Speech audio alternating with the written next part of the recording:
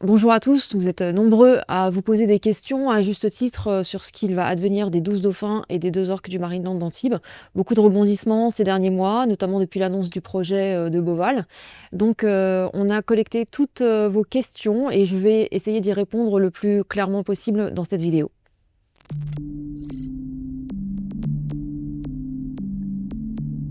Aujourd'hui, très clairement, l'épée de Damoclès la plus inquiétante qui pèse sur les 12 dauphins et les 2 orques, c'est un transfert vers l'Espagne, qui serait en plus temporaire, en tout cas pour ce qui est des dauphins, puisque l'objectif ensuite est de les transférer dans des delphinariums en Chine. Donc il y a un énorme lobbying de l'industrie de la captivité, et notamment la direction du Marineland d'Antibes, pour que l'État donne les permis d'exportation vers l'Espagne. Donc aujourd'hui, ce qu'il est crucial d'empêcher, c'est ce transfert. Donc très récemment, le gouvernement français a annoncé qu'il refusait les transferts des dauphins et des orques vers l'Espagne. Donc pour les dauphins, il opte sur le projet du zoo de Beauval, et pour les orques, en tout cas pour l'instant, il opte pour le projet de sanctuaire en Nouvelle-Écosse, au Canada.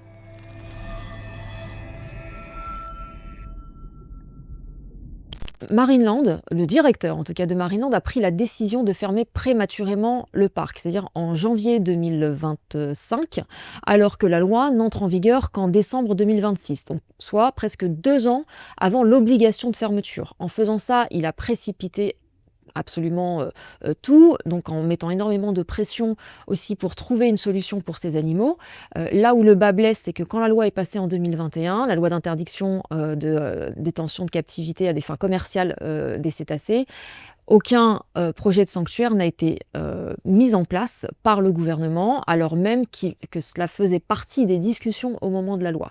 Donc là, on se retrouve avec une grosse pression de la part de la direction du Marineland pour se débarrasser le plus vite possible des animaux, parce qu'ils parlent d'une hémorragie financière, puisqu'ils ont fermé leurs portes au public, et en même temps, ils doivent continuer à assumer le soin, l'entretien des dauphins et des orques, ainsi que le salaire des soigneurs, sachant que tous les autres animaux ont déjà été dispersés dans d'autres zoos ou delphinariums.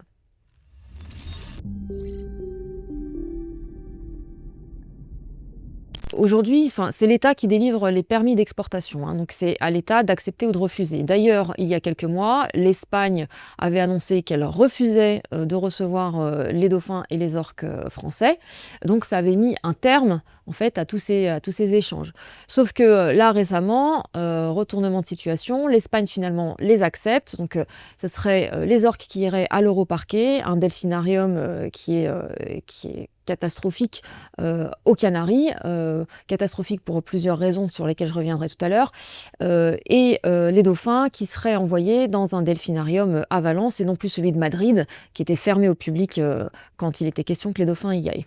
Donc ce qu'on sait, c'est en tout cas le delphinarium de Valence ne gardera pas ces dauphins, quand bien même ça ne serait pas acceptable. Les conditions de captivité dans le delphinarium de Valence sont pires que ce que les dauphins ont connu au Marineland, donc ce serait une régression pour eux.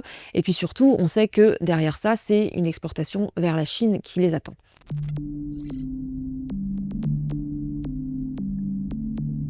Alors là, on est dans une situation où on a donc le Marineland qui met la pression en disant « nous, il faut qu'on se débarrasse des animaux et qu'on puisse passer à autre chose parce qu'ils ont des projets économiques pour le terrain qu'ils occupent à Antibes ».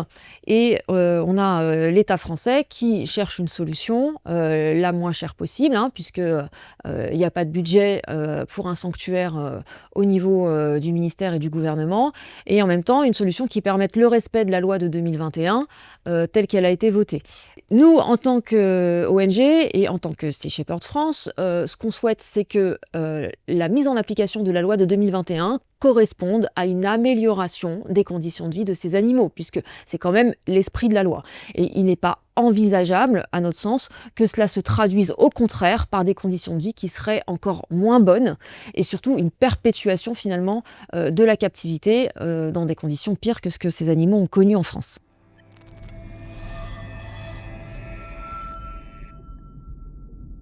Alors pourquoi est-ce que ça paraît si difficile de créer un sanctuaire? Donc, alors effectivement, il y a la question financière, mais beaucoup se focalisent sur cette question-là comme si elle était centrale. Alors elle est importante, mais ce qu'on observe, c'est que le plus gros blocage, il est finalement surtout au niveau des autorisations administratives et en l'occurrence, c'est ce qui a bloqué le projet, de sanctuaire pour dauphins, en Grèce, à Lipsi, où là, la question, elle est même pas d'ordre financier. C'est surtout le fait que le gouvernement grec bloque sur l'octroi des permis sans le justifier, donc depuis des années, depuis plus de 7 ans maintenant, et parce qu'on sait qu'en coulisses, il y a un énorme lobbying de l'industrie de la captivité qui fait tout pour que ce sanctuaire ne voit jamais le jour. Donc comment est-ce que ça se passe? On a des gens qui ont des intérêts dans l'industrie de la captivité, qui ont l'oreille attentive du gouvernement grec et qui leur disent que les projets de sanctuaire sont une utopie, que c'est complètement fallacieux, que les personnes qui travaillent à ces projets-là sont une bande de saltimbanques idéalistes qui n'y connaissent absolument rien, et que le jour où les dauphins vont arriver en Grèce dans le sanctuaire de Lipsi, ils vont mourir assez rapidement, et du coup, ça va exploser à la figure du gouvernement grec. Donc nous, ce qu'on a découvert en allant en Grèce, en rencontrant les équipes du sanctuaire de Lipsi et en se documentant un peu sur l'historique du projet, c'est qu'on est face à une situation où effectivement on a un lobbying qui est très actif et très influent. Et à côté de ça, on a une opinion publique grecque qui n'est pas forcément familière avec le projet, qui n'a pas conscience des enjeux et surtout de ce qui se passe en coulisses. Et donc, ce qu'il nous faut aussi ici en France, c'est vraiment une mobilisation effectivement de l'opinion publique pour exiger la création de ces sanctuaires. Il faut une collaboration au niveau européen. Moi, je pense qu'aujourd'hui, on a une opportunité extrêmement intéressante d'avoir un travail de collaboration entre un pays comme la France, comme la Grèce, mais aussi l'Italie, éventuellement d'autres pays en Europe, parce qu'on a beaucoup de delphinariums en Europe qui sont en train de se casser la figure. On sait que dans les années qui viennent, ça va être des dizaines de dauphins, rien que sur le territoire européen, qui vont être concernés par la fermeture des delphinariums et pour lesquels il va falloir qu'on trouve des solutions. Donc là, on a une opportunité de collaboration vraiment au niveau européen pour mettre en place ces sanctuaires qui sont l'avenir et qui sont la seule porte de sortie digne, décente et acceptable pour ces cétacés qu'on a exploités pendant des décennies à des fins de divertissement.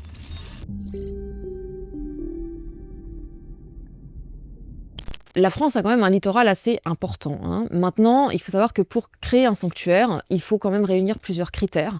Donc ce sont des critères topologiques, de profondeur, de marée, au niveau aussi du trafic maritime, de la pollution du site, des bases militaires, des zones de pêche. Donc il y a tout ça à prendre en considération. C'est possible. Nous, on avait identifié un site près de Brest, ça a été évincé complètement de la table avant même qu'il y ait de discussion, hein, avec je pense, des a priori liés au fait que le projet était porté par Sea Shepherd, puisqu'on n'a même pas pu argumenter devant le ministère des Armées, notamment, qui devait donner son autorisation, qui n'a absolument pas voulu en entendre parler, ce qui est très dommage. Donc ça aurait été un sanctuaire potentiel pour les orques, pas pour les dauphins. Maintenant, pour les dauphins, en soi, ça pourrait être possible, mais donc il faudrait trouver ce lieu qui correspond. Et c'est vrai qu'en Grèce, on a l'avantage d'avoir plus de facilité pour trouver des endroits qui sont moins urbanisés, moins pollués aussi, et donc plus disponibles. Il y a plus d'options. En soi, un travail de prospection sérieux du littoral français n'a jamais été fait. Il y a aussi la question de l'administration et la bureaucratie française. Donc aujourd'hui, maintenant qu'on est vraiment face au pied du mur, notamment avec les orques, on revient avec cette idée de projet de sanctuaire pour les orques au large de Brest, en disant simplement mettons les cartes sur la table et argumentons sur les avantages et les inconvénients d'un tel site, puisque je vois bien que les réticences qui sont soulevées, en fait, démontrent qu'aucune analyse et lecture sérieuse du projet n'a été faite. Donc ça, c'est une chose. Et le problème, c'est qu'on nous répond tout de suite en face, ah bah oui, mais en fait, les délais pour les autorisations, c'est 1 an et demi, voire 2 ans, et on n'a pas 1 an et demi ou 2 ans pour ça.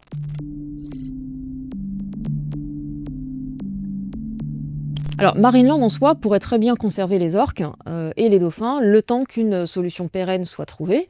Nous d'ailleurs, il y a quelques mois, on a proposé de financer le maintien des animaux et des soigneurs sur place, sur le site du Marineland, justement pour éviter des transferts qui ne seraient pas nécessaires et puis surtout des envois vers des lieux de captivité qui sont inacceptables. Pour l'instant, le Marineland refuse. Eux, ce qu'ils veulent, c'est se débarrasser des animaux des employés, fermer boutique et passer à leur projet suivant. Donc voilà, ils ne sont pas du tout dans cette perspective-là.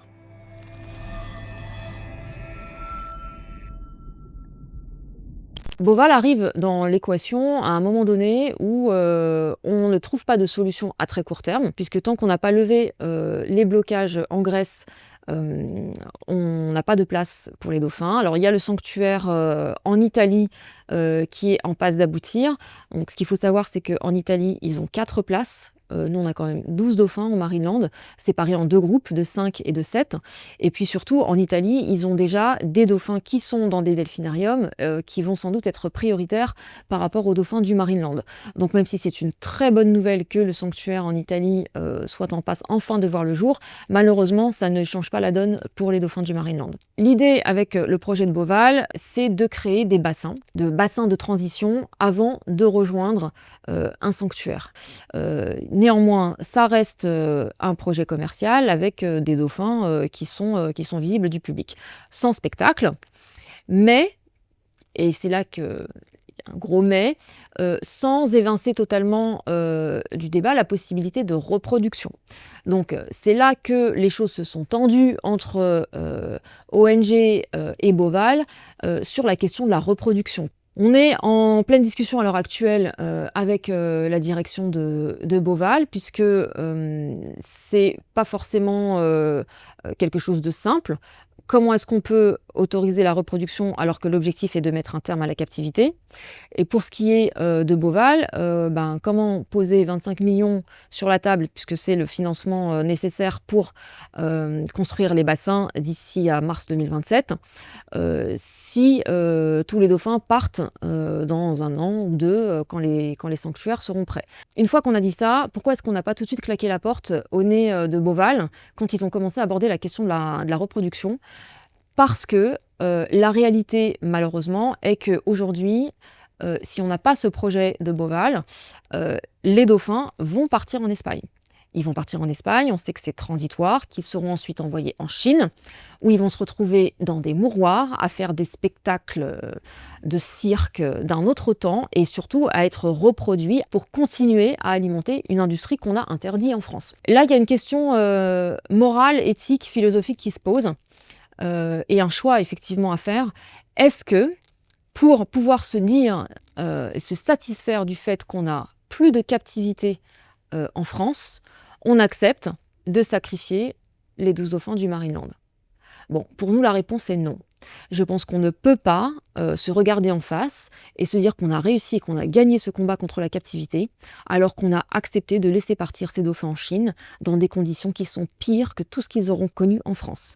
Voilà, ce serait une victoire au goût amer et surtout, ça serait hypocrite et on se refuse à ça. Donc, on est en train de travailler sur une charte avec des conditions qui seront incontournables, sur lesquelles Beauval devra s'engager, à la fois publiquement et légalement.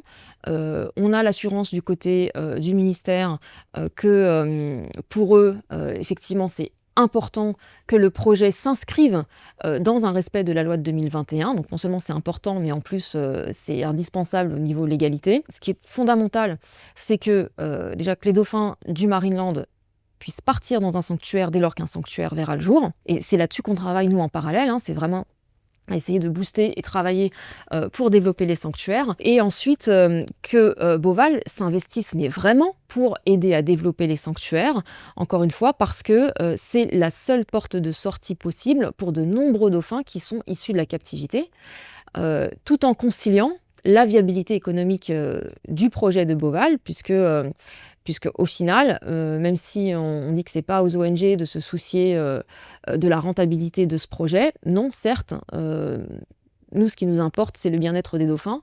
Et le fait est que si ce projet n'est pas rentable, il n'existe pas. Si ce projet n'existe pas, en l'état actuel des choses, ces dauphins terminent en Chine.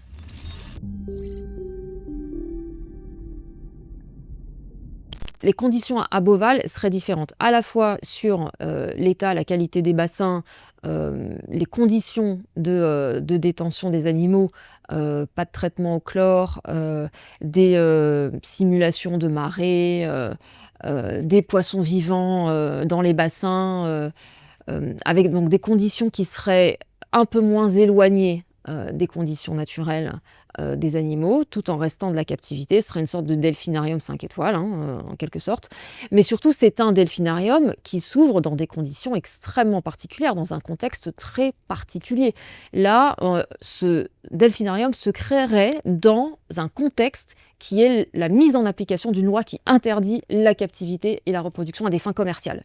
Donc ça veut dire qu'il y a forcément des conditions incontournables et fondamentales qui sont indispensables en fait pour justifier la création de ce projet. Aussi, cette porte de sortie vers les sanctuaires qui doit être partie intégrante du projet du delphinarium à Beauval, sinon il n'a aucune légitimité et aucune crédibilité à exister. Donc ça, c'est fondamental. Ce que j'espère aussi avec un projet comme celui de Beauval, qui met la barre beaucoup plus haut sur les conditions de captivité, c'est que justement, ça ait un effet d'écrémage, entre guillemets, pour d'autres potentiels delphinariums qui voudraient ouvrir et qui devraient se mettre au niveau de Beauval. Donc c'est beaucoup plus compliqué, forcément, et beaucoup plus difficile à rendre rentable. Donc ça rend aussi le business moins juteux pour ceux qui voudraient s'y lancer.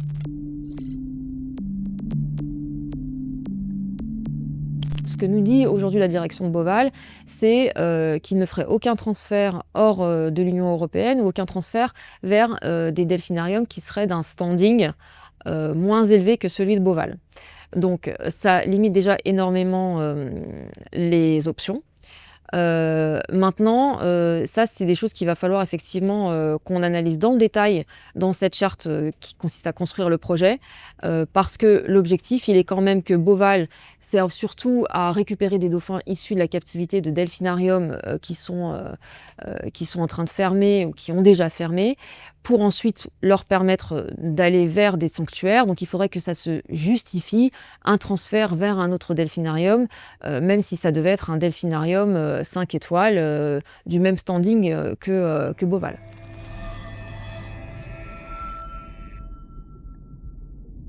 Alors, quel est le rôle de Sea Shepherd France dans le projet de Beauval? Donc là, en fait, on travaille justement à l'élaboration de cette charte avec le gouvernement et avec Beauval. Nous, ce qu'on veut, c'est ne pas avoir simplement un rôle consultatif. On veut vraiment pouvoir verrouiller en amont les garde-fous essentiels, à la fois dans l'intérêt des dauphins, mais aussi, comme on l'a expliqué à Beauval, dans l'intérêt même du projet de Rodolphe Delors, qui se présente comme un projet qui vient en aide aux dauphins. Donc, pour que ce soit une réalité, il va falloir aussi le démontrer et que ce ne soit pas simplement dit. Donc, nous, notre rôle, il est là, en fait. Il est de jouer un rôle de garde-fou. Nous, très clairement, la caution définitive de Sea Shepherd France à ce projet, elle ne sera possible que si on est pleinement rassuré sur le fait que tout est fait dans l'intérêt des animaux et que ça permet une porte de sortie vers les sanctuaires. Tout ça, c'est forcément conditionné à certaines choses qui, pour l'instant, ont été exprimées à l'oral, qui doivent être absolument gravées dans le marbre. Et là-dessus, je pense qu'on sera en mesure de faire une communication définitive pour expliquer vraiment tous les tenants et les aboutissants au grand public. Et encore une fois, à mon sens, il faut vraiment se sortir de l'esprit aussi, en tout cas pour ce qui est de lieux comme Beauval, l'idée que les sanctuaires seraient une concurrence à des projets comme celui-là. Au contraire, je pense qu'il y a une vraie collaboration intéressante et productive qui peut se mettre en place et ça crée un cercle vertueux, un lieu comme Beauval qui permettrait d'accueillir des dauphins qui sont par exemple comme ceux qui sont en Suède à l'heure actuelle, qui ont cette épée de Damoclès de l'euthanasie au-dessus de leur tête parce qu'il n'y a pas suffisamment de sanctuaires. Bon, à l'heure actuelle, il n'y en a même pas. Ça, c'est fondamental et donc ça peut permettre effectivement à Beauval d'avoir un projet commercial qui tient la route, tout en s'inscrivant réellement dans un projet authentique d'aide à la création des sanctuaires et au bien-être des animaux.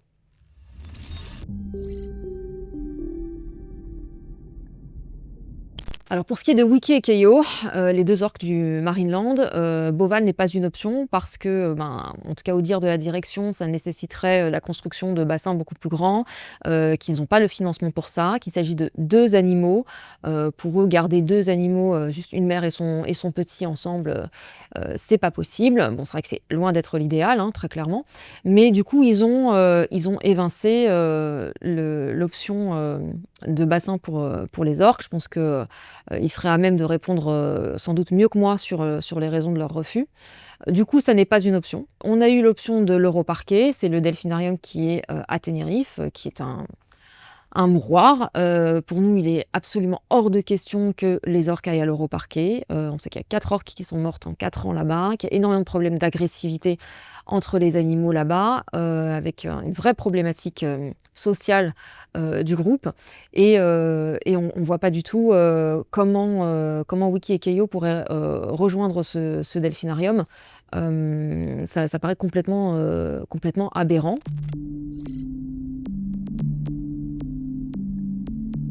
Récemment, on a le projet de sanctuaire de Nouvelle-Écosse qui a été remis sur la table. Alors, nous, par rapport à ce projet de sanctuaire, on a toujours les mêmes questionnements. Donc, on a averti le ministère d'être extrêmement vigilant, de poser les bonnes questions et demander vraiment les bonnes garanties à ce projet de sanctuaire, parce qu'on a de nombreux experts qui sont extrêmement inquiets à l'idée que Wiki et Keio puissent aller là-bas, puisqu'il y a eu des problématiques de présence de cyanure dans l'eau, il y a une problématique de température. On est sur des températures extrêmement basses qui descendent en dessous de 0 en hiver pour des animaux qui sont nés et qui n'ont connu que l'eau méditerranéenne. Donc on a de nombreux experts qui sont très très inquiets de l'acclimatation des animaux là-bas. Nous, très clairement, c'est pas un projet qu'on critique pour le plaisir de critiquer. Alors s'il y a un sanctuaire viable et fiable qui est susceptible de voir le jour pour accueillir ces animaux, on serait les premiers à applaudir et à vouloir aider. Mais on a des inquiétudes réelles par rapport à ce projet-là. Et ce qu'on demande à l'État, c'est vraiment de ne pas bâcler sa copie et de creuser tous les points de questionnement sur le sujet. Et si on a ces garanties, alors on sera les premiers à applaudir cette issue-là pour les orques. Pour l'instant, on ne les a pas. Et ça fait 2 ans qu'on les attend.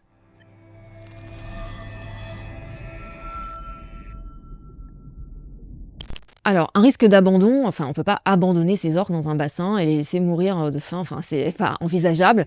Bon, déjà, nous, encore une fois, financièrement, on a proposé de prendre le relais sur leurs soins, leur nourriture et le salaire des soigneurs. Bon, pour l'instant, je pense que Marineland ne veut pas en entendre parler, ok. En tout cas, nous, notre proposition, elle tient toujours. Maintenant, ce que nous, on essaye de défendre auprès du ministère, c'est la création d'une task force, entre guillemets, qui mette en place un vrai travail de prospection du littoral européen pour trouver un lieu qui correspond, qui répond à tous les critères pour accueillir ces animaux. Donc encore une fois, 180 000 km de littoral, je ne peux pas croire qu'il n'y a pas une baie quelque part qui réponde à tous ces critères.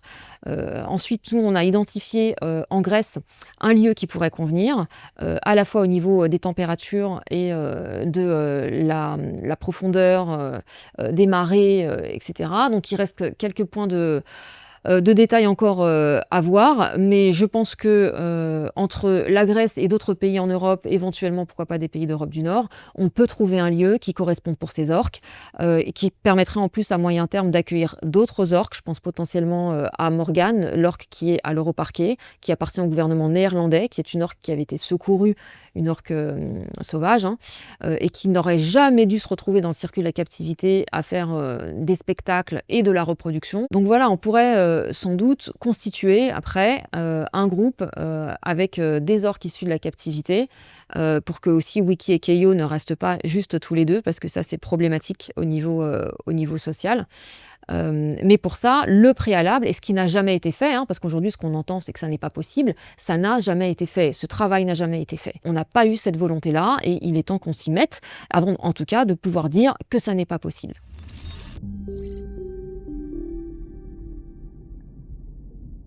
Alors, à la question pourquoi est-ce que toutes les ONG ne sont-elles pas alignées sur ce dossier-là? Donc, c'est-à-dire que nous, on a fait le choix, pour l'instant en tout cas, de continuer à travailler sur le projet Boval, pour la simple bonne raison que l'alternative est absolument catastrophique et inentendable pour nous. Donc, c'est le point de la reproduction hein, qui pose clairement problème. Hein. En tout cas, c'est ce qu'ont dit les autres ONG, que c'est un point non négociable. Donc, à notre sens, c'est évidemment, encore une fois, je l'ai dit tout à l'heure, la reproduction dans un cadre où justement on veut sortir de la captivité, ça semble inentendable, ça l'est, mais encore une fois qu'on a dit ça, qu'est-ce qui nous reste? Donc la question, c'est de savoir, est-ce que on ne veut absolument pas entendre d'une possibilité éventuelle de reproduction avec des garde-fous et un contrôle ici en France, quitte à finalement accepter l'alternative qui est que ces dauphins soient envoyés en Chine et où ils seront reproduits dans n'importe quelles conditions, sans aucun contrôle et où on les aura finalement sacrifiés.